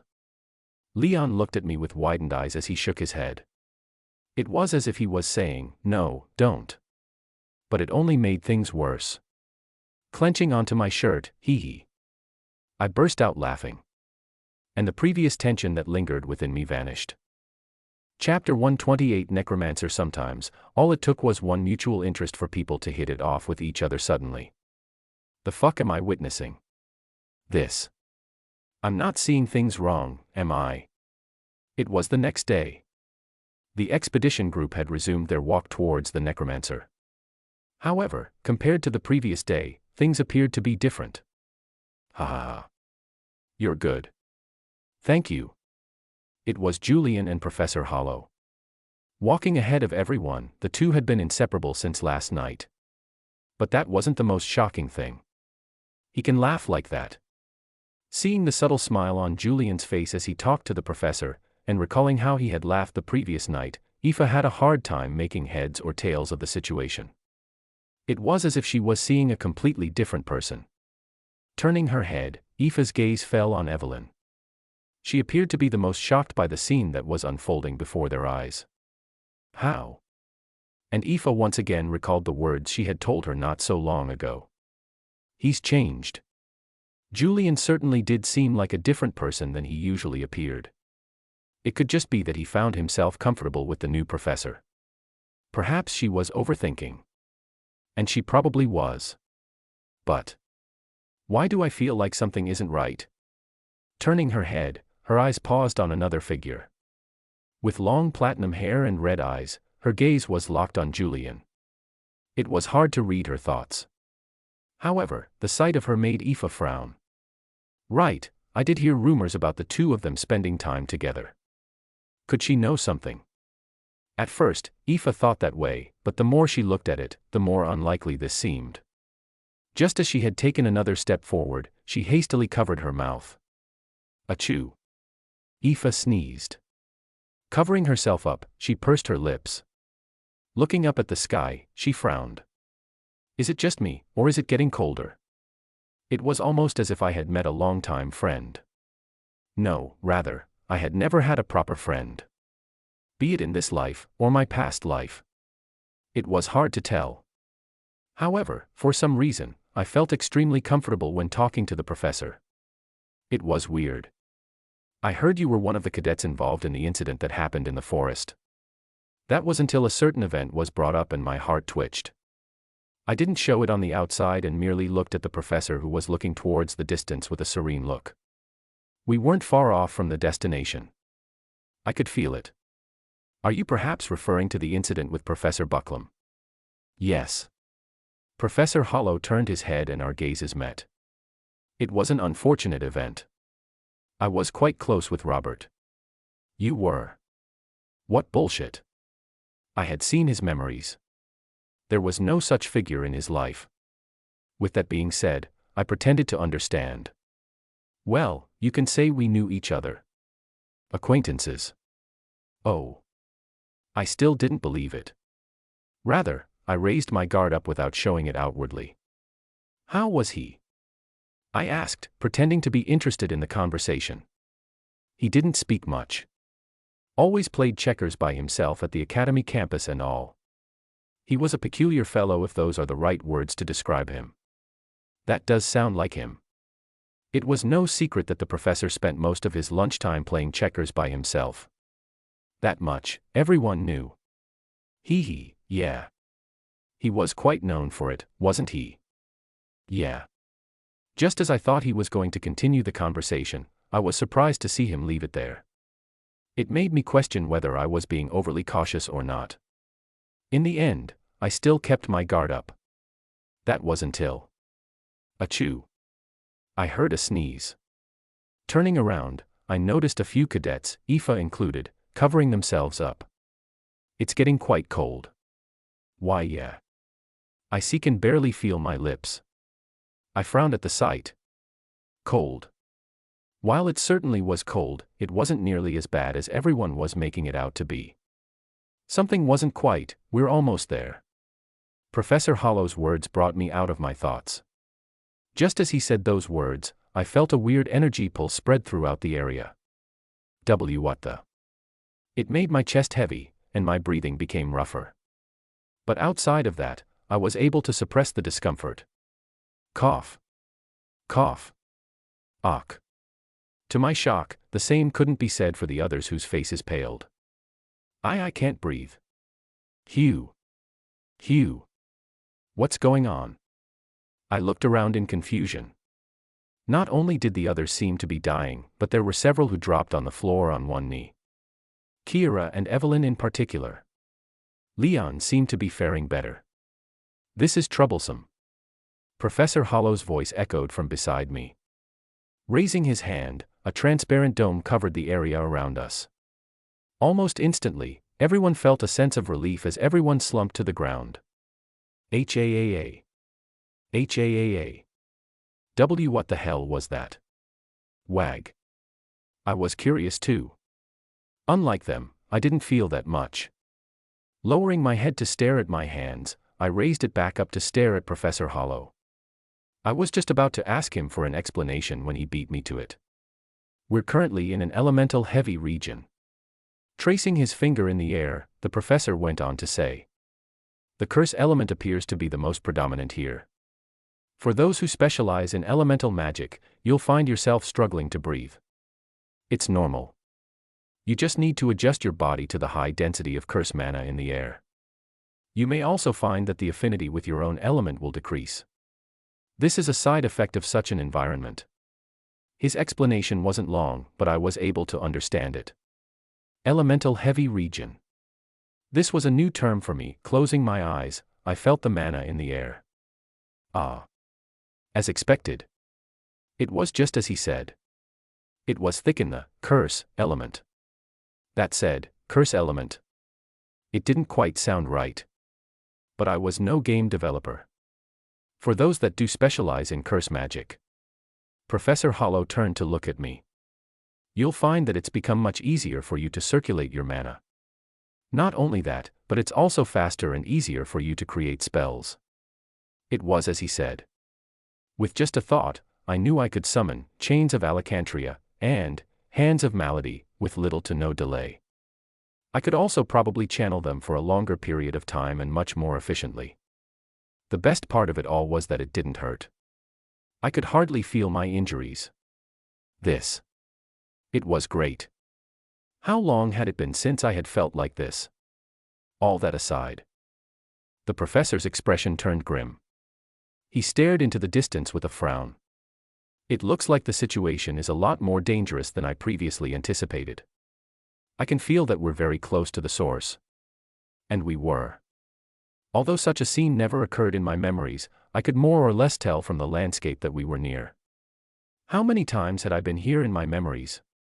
We'll take a moment to wait for you guys to adjust yourselves to the environment. The decision was as such. I had no complaints. Rather, I sat down on the ground and guided the mana inside of my body.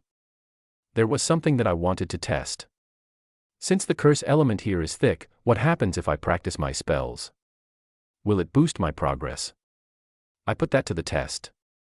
LVL 1 Hands of Malady, EXP plus 0.1%, LVL 1 Hands of Malady, EXP plus 0.05%, LVL 1 Chains of Alakantria, EXP plus 0.1%, LVL 1 Chains of Alakantria, EXP plus 0.05% notifications flashed before my very eyes.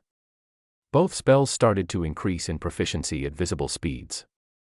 I started to grow excited. What would happen once the spells reached the next level? Would they evolve? If so, what would become of them? I sat there in silence and basked in the environment. The visible improvement felt exhilarating.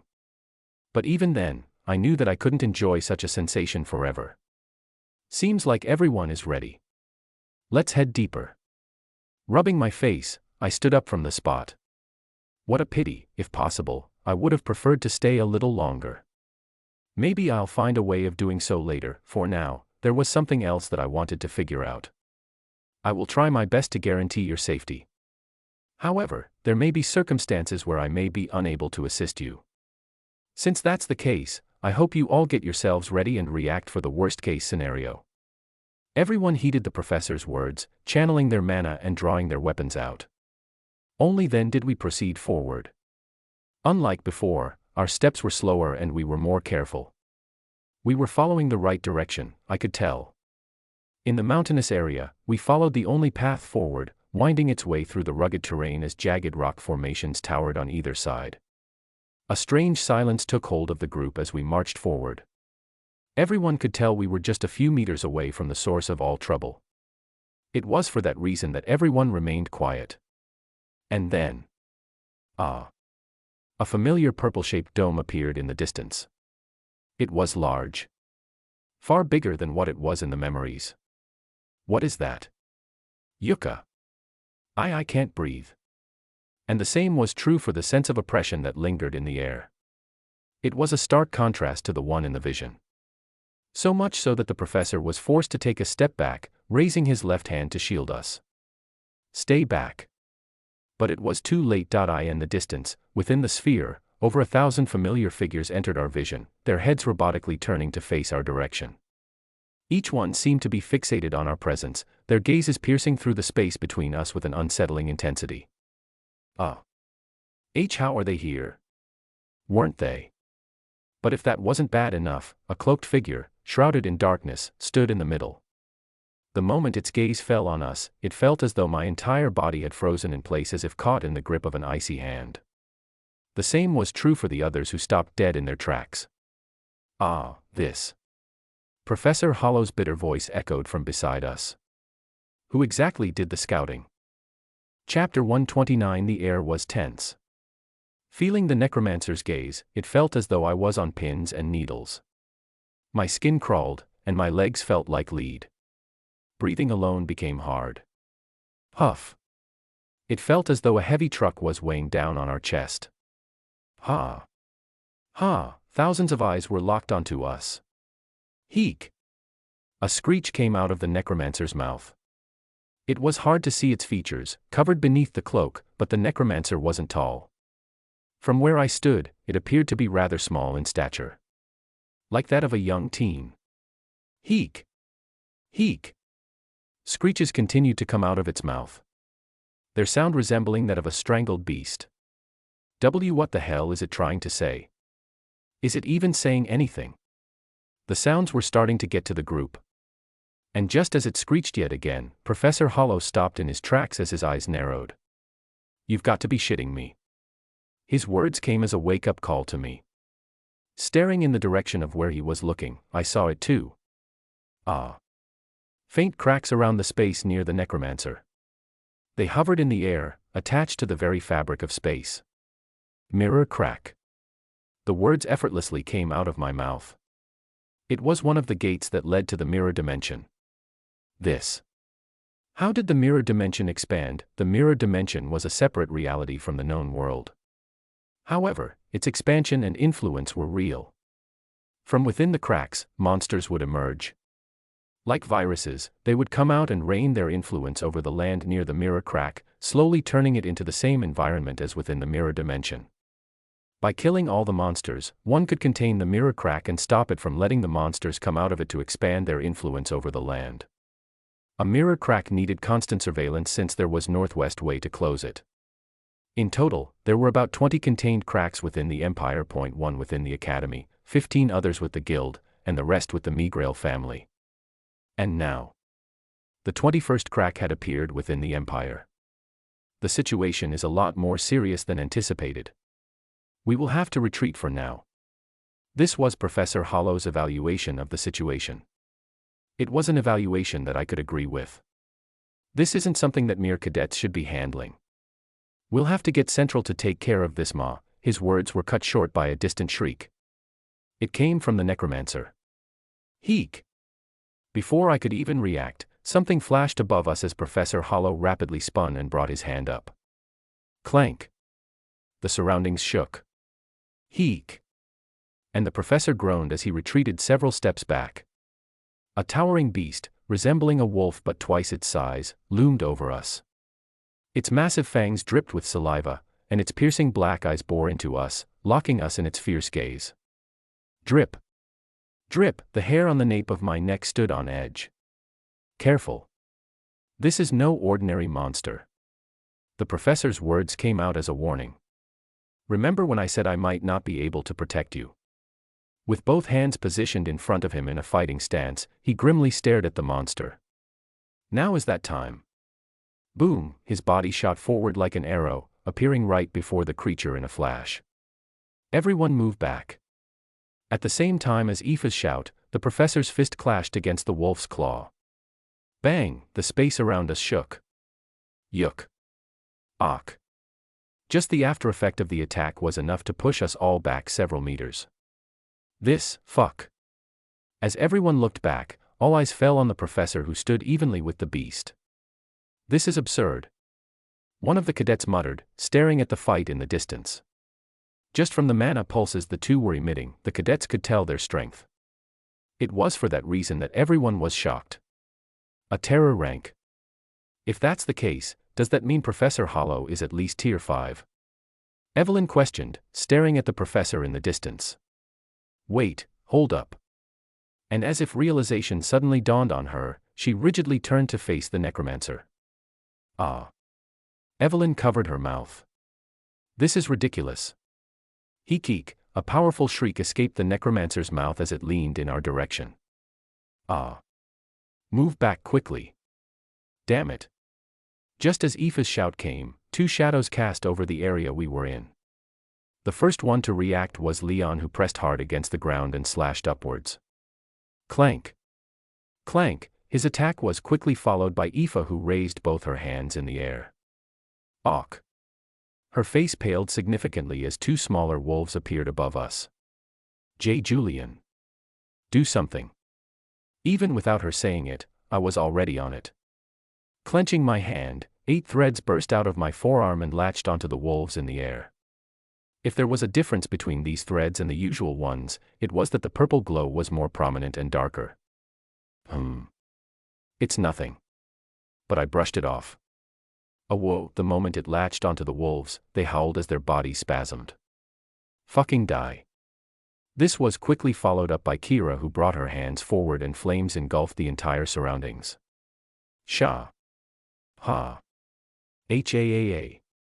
Thump thump, accompanying her heavy breathing, 2 black lumps dropped to the ground. That wasn't too hard. I was just about to tell her to stop talking when another shriek echoed and several more shadows cast over the area around us. I was the first one to react this time. As if my body acted on its own, I raised my hand up and shot the threads up.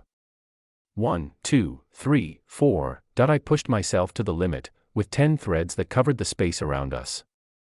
But it wasn't enough. Snap. Snap.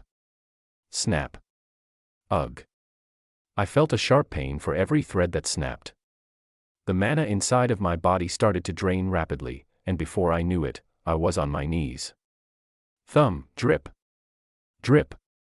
Sweat poured down from the side of my face. Fuck. Although I had originally thought I was fit enough to fight, it became clear just now that I was merely lying to myself. I was nowhere near fit enough to fight at the moment. Wah. The fact that my vision was blurry and my chest was hurting was perfect proof of that. Oi, get up. What the hell are you doing? I felt something grab onto my shoulder amidst my blurry vision. Red, white. It was something of that nature. Kira. Fuck, what's wrong with you? Weren't you supposed to be the strongest hero, Ak? A nearby growl told me that another monster was near us. I am fine. Oi. I pushed Kira away and stood still. Looking around, the world appeared blurry and the sounds were hardly reaching my ears. Ha. Haa. The only thing I could hear was the sound of my own breathing. Huff. It was getting rougher with each second that passed. Why is my body not responding? Regardless of what I tried, it seemed as though my situation was getting worse. The pain also intensified, as if my insides were twisting together. With each blink, my vision would alternate between clarity and blurriness. Clank. Clank. Ah. From the wolves to the cadets, I could see the bitter struggle everyone was going through. Currently, I was the only one that was doing nothing. I lowered my head to stare at my hand. I tried to channel my mana, but all that did was twist my insides further. What? It was a despairing situation. One that was further solidified by a loud shriek in the distance. Heek, it was the necromancer. All stopped at that moment. Be at the cadets, or the wolves. All eyes fell on the necromancer and the horde near it. A strange silence enveloped the surroundings. One that was quickly broken by the sudden movement of the necromancer and its army as it started to move. Growls accompanied the necromancer's screech as the zombies came alive. Thump, they stepped forward in unison, the ground shaking as a result. Thump, then came the next step. Thump, and then the next one. The unified sound of their steps felt despairing as they drew nearer to us. And yet, despite the situation, I couldn't take my eyes away from the necromancer who stood at the center of it all. Even as the zombies drew near, I fixed my gaze on the necromancer. Run. Retreat. Cadets ran past me at that moment, their faces pale with fear. Leave this. We can't fight this. The same was true for the professor, who ran and turned back and ran in the opposite direction. At the same time, he tried to contain the terror-rank wolf who, for some reason, remained still and didn't chase. Rather, it was looking at. Oi. What are you doing? Julian. I was the only one that didn't run. What are you doing? Run. The zombies drew nearer to me. I wasn't sure though. I wasn't looking at them. Blinking my eyes, I stared at the group of people in the distance. They had only just noticed the fact that I was still standing where I was. Julian. Their expressions. They were a mix of surprise and worry. Worry. Ha. I wanted to laugh then. What sort of nonsense? Thump, the tremors became more apparent. I could feel the zombies a few meters away from me. However, I wasn't scared. The sound of their steps drowned out the noise around. Soundlessly, I stared into the distance, towards the other cadets and the professor. They were all looking at me, probably saying something, but it was hard to hear. Not that it mattered. The zombies, they had surrounded me from all sides. It was too late for me. Chapter 130, it all happened so fast that nobody even had the time to react. Move. Move. Fall back. Retreat. Seeing the incoming waves of undead, the cadets had no choice but to retreat. The same was true for Leon, who hastily moved back. Shying, with his sword, he slashed past everything that was in his way, helping some of the cadets along the way. PFTTT. Let me help. Ach. They were a group comprised of 15 cadets. The elites of Haven, and yet, they were all struggling so much. Fall back. All of a sudden, the professor's loud voice echoed in the distance. Just in time, Leon turned his head to stare in his direction. The professor was running at full speed towards them. Behind him was the giant wolf. Its towering figure and pressure loomed over them from the distance. However, much to everyone's relief, it wasn't chasing the professor. Rather, it was looking at the approaching horde of the undead. Retreat. Retreat. Though the professor didn't look like had suffered any serious injuries, seeing his disheveled state, one could see that he had spent a lot of energy. The fight wasn't an easy one. Thump. Thump, the ground shook with each step the undead took. Everyone moved further away. Ah, wait. Everything was proceeding smoothly until someone stopped to stare into the distance. There's someone still there. Their gaze was locked on a certain figure. What are you doing? Julian. Indeed, a single cadet stood motionless in the distance. He wasn't far from the horde of undead. In fact, he was merely a few meters away from getting swallowed up by them. Ah. As if noticing Julian, the professor, who had just managed to retreat to them, opened his eyes wide. I'll go get him. Whoa, his words were cut short by the wolf's howl. All of a sudden, the atmosphere changed again. The pressure that surrounded the space intensified. It became apparent that the wolf was about to attack again. The professor, who had just managed to escape danger, looked torn between his desire to rescue the trapped cadet and the impending threat, the target. No one knew, but they had no time to dwell on such a matter. Especially when the pressure surrounding them increased by the second. KHH. So much so that Leon could not breathe for a short moment. The same was true for the other cadets. Ha. HAAA. Wah. Damn it. It took Professor Hollow's spell to alleviate a lot of the pressure. But by the time he had done that, it was too late. The undead had reached Julian. As if time had frozen, all eyes fell on him. He stood with the same collected gaze as before, staring at everyone equally. He appeared completely unbothered.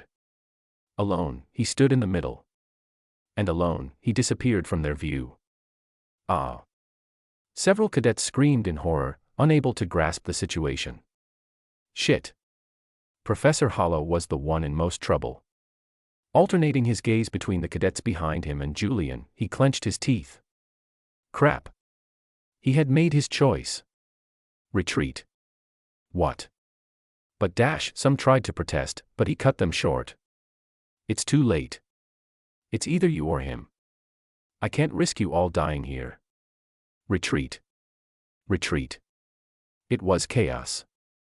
Utter chaos. Nobody understood what was going on. Or at least, they refused to believe the reality of the situation. All but one person. Leon. Leon lifted his head slightly. Fiddling with something in his hand, he placed it in his pocket before turning his attention back to the undead. Grull, they growled in the air. He stood in silence for a brief moment before turning away from them.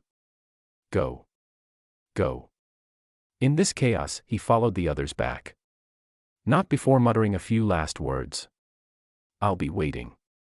Asterisk asterisk asterisk I let my eyes stay closed for a moment, then opened them. Grull, I was surrounded from all sides. The familiar-looking zombies, and the purple dome.it was all the same as before. As expected.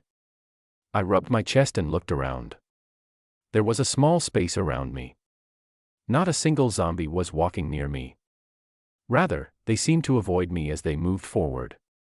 Why? Why weren't they attacking me? I extended my hand to touch one of the zombies. The moment I did, they turned their heads and cocked their heads. It was almost silly, but they didn't do much after that. They continued to march forward. A whoa, a certain muffled cry echoed in the distance. It most probably came from the wolf. Now that I think about it, the wolf stopped attacking the moment the zombies started to move. Was there a connection to this? Could it be that the zombies only reacted because of the wolves, and not us? I wonder. It was an interesting thought. A whoa, the wolf howled again, but this time, its cry was a lot further than before. Is it running away? To where? And why? The necromancer maybe. Thump. Thump, the zombies continued to move forward, the ground shaking at their unified steps. It was hard on the hearing since it was so loud, but they eventually stopped. Thump. And silence returned. That was until. Swoosh, swoosh, swoosh, their heads turned and all eyes locked on me. It was only for an instant, but I flinched. How creepy. I felt like the protagonist of a horror movie. Shah. Amidst my thoughts, the zombies parted ways. With their gazes still lingering over me, they created a small path. I unconsciously took a deep breath. Because in the distance a figure appeared. They weren't tall, and their features were covered by a large cloak. It was standing there surrounded by all zombies, locking eyes with me. I felt scared by it. But despite my fear, I took the step that led to it. Fear was a meaningless emotion in this situation. What was the point of being scared when I was surrounded from all sides? I only stopped when I was a few meters away from it. If I could faintly feel it before, I felt it even more now. How terrifying, just standing still proved to be a difficult task. The pressure coming out from the necromancer's body wasn't something that I had ever felt before. Especially when I could tell that it was currently suppressed. I quietly met its gaze. It just stood there without muttering a single sound. Carefully observing my every feature. It's cold here, isn't it? I was the one to first break the silence. At my words, the necromancer raised its head to stare at me. I wasn't even sure if it could understand my words. The cloak helps you, doesn't it? It was just small talk. I wanted to see if I could communicate with it. But it didn't seem like I could. Rather, I must have annoyed it as the pressure around me intensified. You're grumpy, aren't you? But it didn't really affect me as much as it did before. Was it because it meant no harm, or because I was getting used to the thick environment? I wasn't sure. Either way, the necromancer didn't react. All it did was continue to stare at me until it turned around. A path cleared for it as the zombies parted ways. Follow. It stepped forward, heading deep into the horde. It said nothing, but I understood what it wanted. Follow was what it said. It wanted to show me something. Tack. I followed it without saying a word. The path was narrow and the zombies' gazes continued to fall on me as I walked. I learned to ignore them, but as I walked past, I couldn't help but see a few familiar figures. Hey, are you feeling okay? Their voices echoed in my mind whenever I passed them. We're almost there. It was almost as if they were still alive. It was nice to celebrate your birthday with us, wasn't it? The 12th Subjugation Squad. The 45th Subjugation Squad. The 111th Subjugation Squad. The 56th Subjugation Squad. The soldiers that had been sent to subjugate the very creature that I was following were all present. The necromancer's back shrank as it walked faster than me. Despite being surrounded by so many zombies, its backs looked rather lonely. Like a kid who had a lot of toys to play with but no one to share them with. And then, the necromancer stopped. I did as well. Ah. The sound inexplicably escaped from my lips as I looked up. Cracks appeared in the very fold of space before me. But that wasn't what made me let out that sound. Rather, it was the enormous corpse that rested in the middle. It looked like a rock at first, but upon closer attention, rather than a rock, it was more like a dragon. A rock dragon. Its figure towered over anything around it, and if not for the faint purple film covering its body, I wouldn't have mistaken it for a simple boulder. Purple film. My eyes widened as I lowered my head to stare at the necromancer. So that's what it is. A lot of the pieces within my mind started to piece themselves together. All the collection of memories that I had managed to collect flooded my mind as the information that I had gathered became clearer to me. There were still many questions that I had, but I understood something. It was a sad realization. The powerful necromancer before me. The powerful monster that everyone wanted to subjugate. The focus of the town's hatred. It had never been an enemy to begin with, but rather, another unlucky soldier like them. A member of the first subjugation squad. HAAA. I couldn't see the expression it was making from its turned back, but I could guess. For the first time, it spoke. 30 years. It was a high-pitched voice, one that belonged to a woman. Here. Her words ended there. It had most probably reached its limit. But it didn't matter to me. I didn't need a voice to speak to someone. I took a step to approach the necromancer whose back was turned away from me. Tack. As if sensing my step, she turned to look at me. I held out my hand to it, lowering my head in a sign of faith. I know you may not understand me right now, but I have a request. I wasn't sure if what I was doing was the right thing. Whether what I had pieced together was the correct sequence of events. But I nonetheless tried. I raised my head and tried to peer through what was beneath the cloak. Will you let me see your world?